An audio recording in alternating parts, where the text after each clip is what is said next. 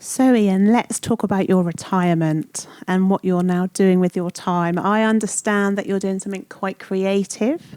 Do you want to tell us a little bit about that? Okay, so retirement's a funny term because I don't feel retired because most days I'm doing something and I'm involved with a number of things.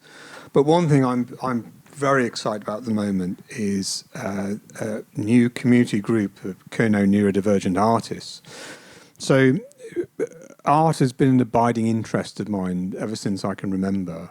And we've spoken a little bit about my career in health and social care, but that isn't actually what I wanted to do. I wanted to be an artist. Okay. And the only reason I ended up in the NHS was I'd been offered a place at Newcastle College of Fine Art, and I needed some money. And so I went off into a local hospital as a nursing assistant, which I thought would be for about 6 months to get some money to go to university. And actually, obviously, I became fixated on it, on the whole clinical world, and it sort of drew you in. It drew me in and filled my mind, and I don't regret that for one moment because it was wonderful. Art continued to be a thing throughout my life, so I would always be painting or sculpting or taking photographs. Mm-hmm. But as I got nearer to retirement, I became involved in a wonderful organisation called Youth Art Connect, Okay. which was founded by my partner, mainly as their clinical advisor, because it was aimed at disconnected young people, many of whom would have mental health issues and whatever. So I got involved from that perspective, but actually the great thing is I could go and do some art. And as I moved towards retirement, I found that I was becoming more focused on art again and more productive. So it was moving more from just being a kind of hobby here and there to something that was taking up more of my time. And because of that, I would sort of start to sort of interact more with other people that were kind of making a living from art and sharing their art, and quite a few neurodivergent people. And so it struck me that there was some utility in forming perhaps a community group to pull neurodivergent artists together.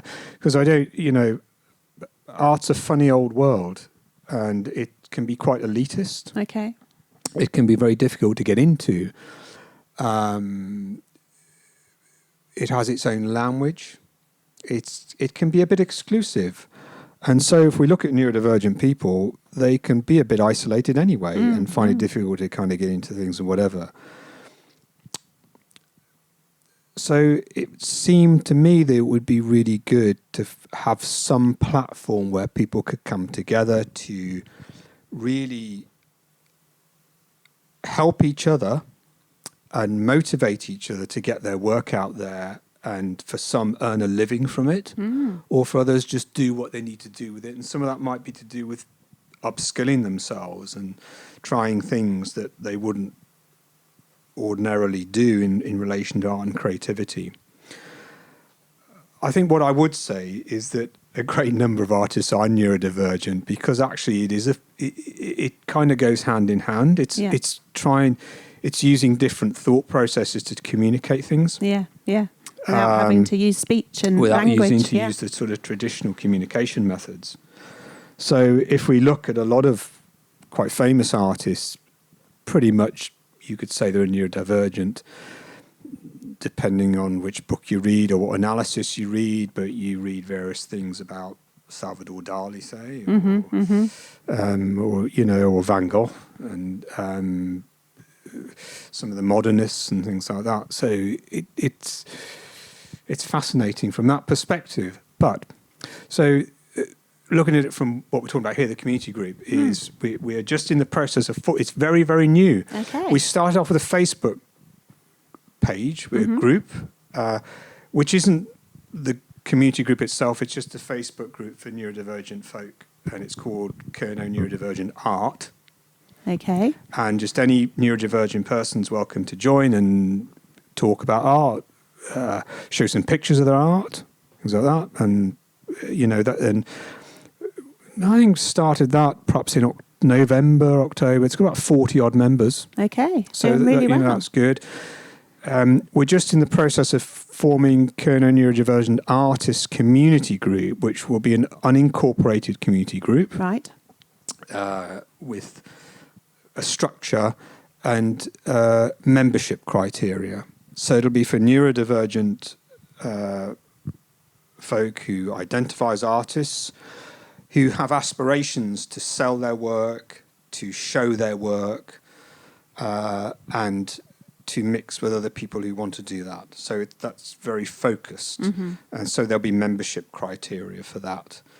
And what we can do as an unincorporated group is we can link in with other organisations more easily. Yep.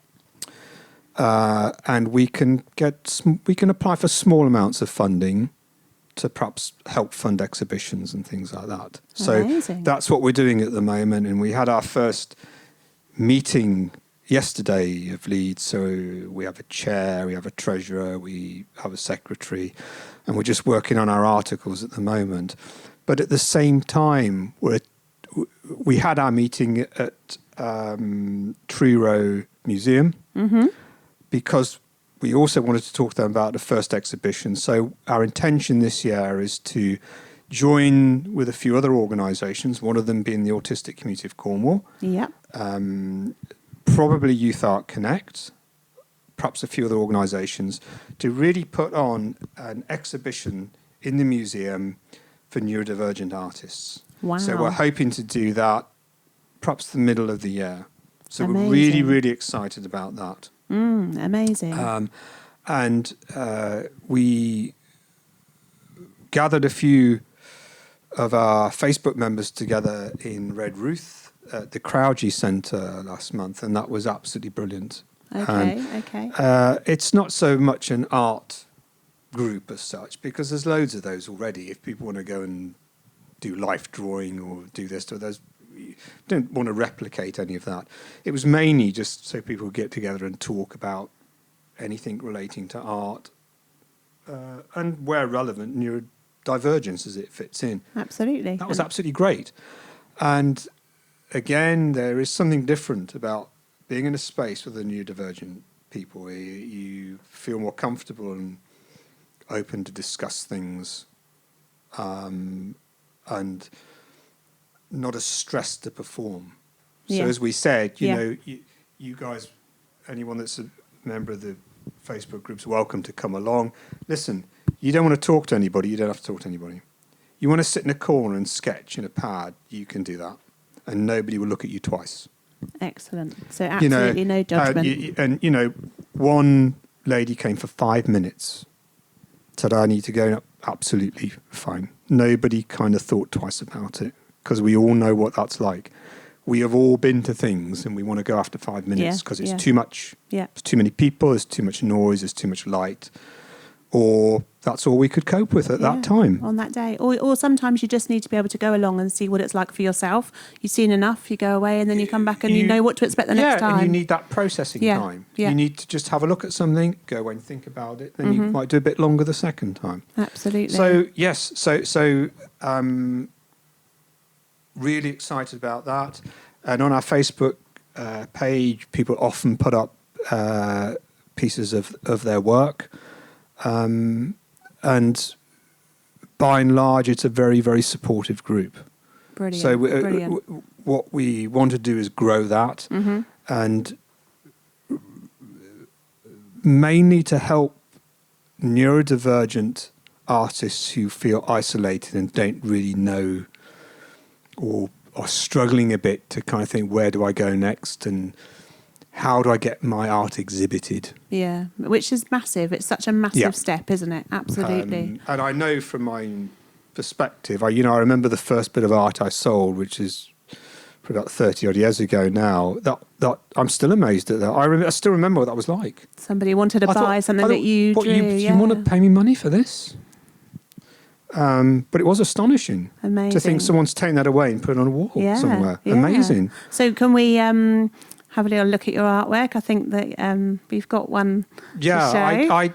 I like to work in a number of mediums. I like a lot of people, I like acrylics because they are really easy to work with. They dry very quickly and whatever like that. But I'm very fond of mixed media, so I like chalk, I like pencil. I certainly like some abstract photography. Okay. Very interested in photography. Yeah. But yeah, this is a piece that's it's all acrylic. So this one's all acrylic. It's all acrylic. Okay. Yes. Wow. And is there anything else you can kind of? Well, they can tell you about. What is it? Yeah. What's it inspired by? It's inspired by my love of David Lynch, and who I was devastated when he died recently. Mm-hmm. One of the few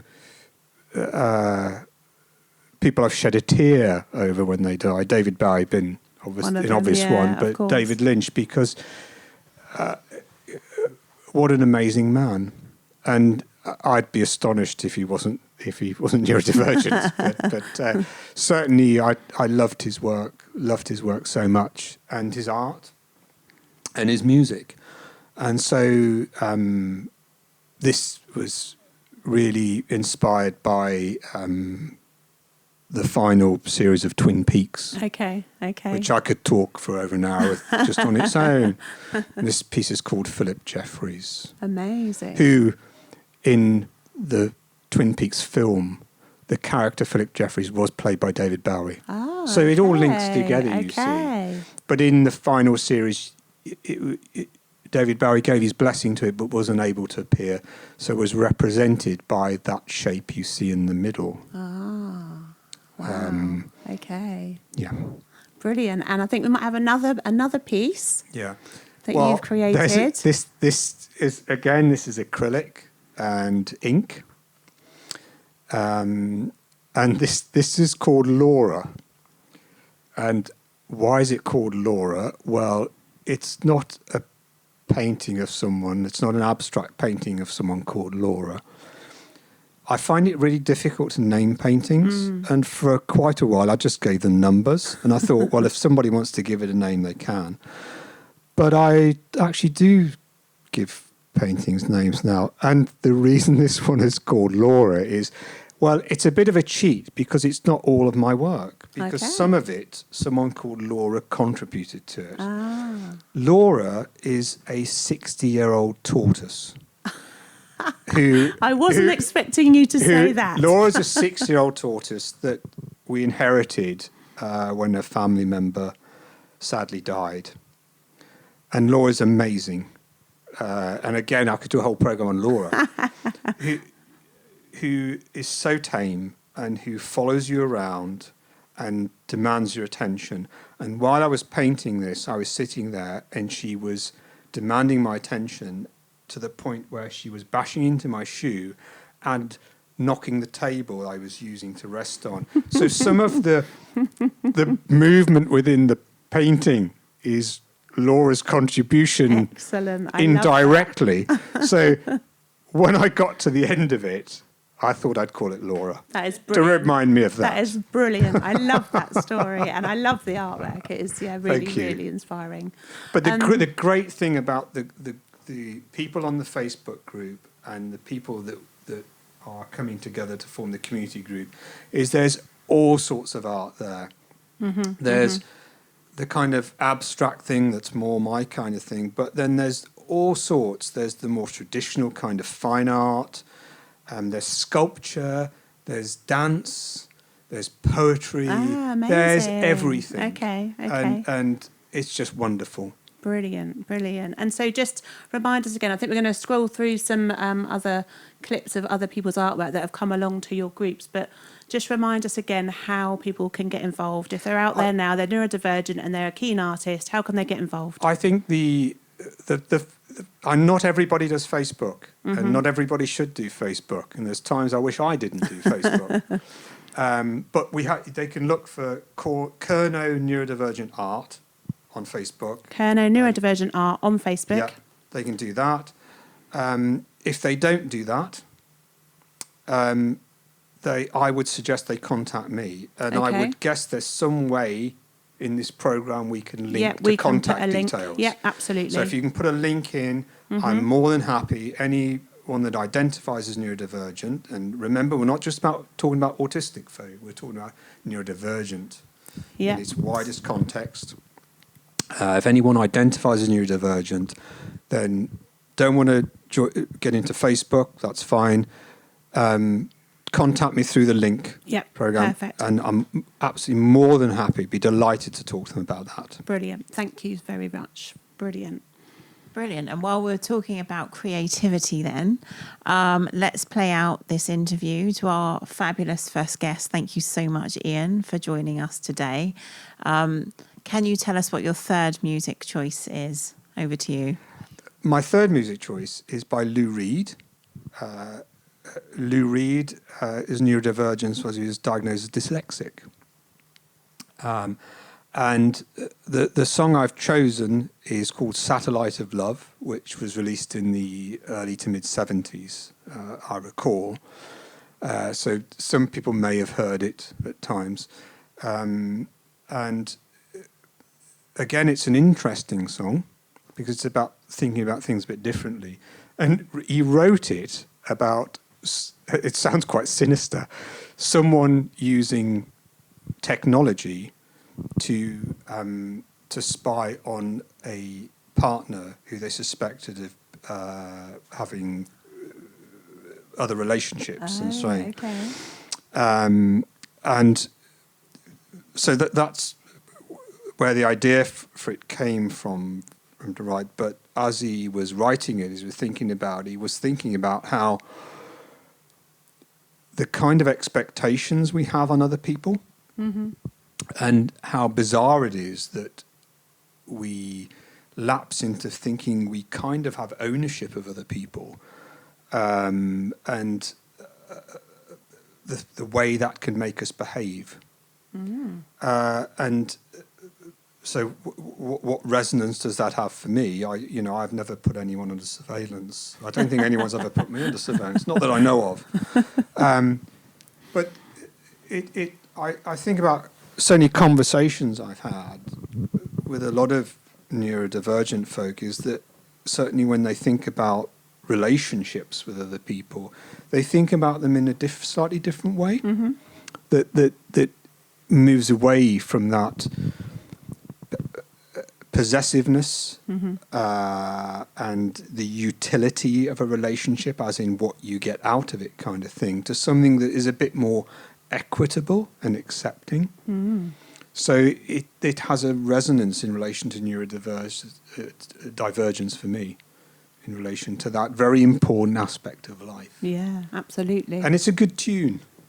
Wow, let's hear it. Okay, lovely to be here. And thank you so much Really for coming. enjoyed it. Yeah, thanks, Okay. Ian.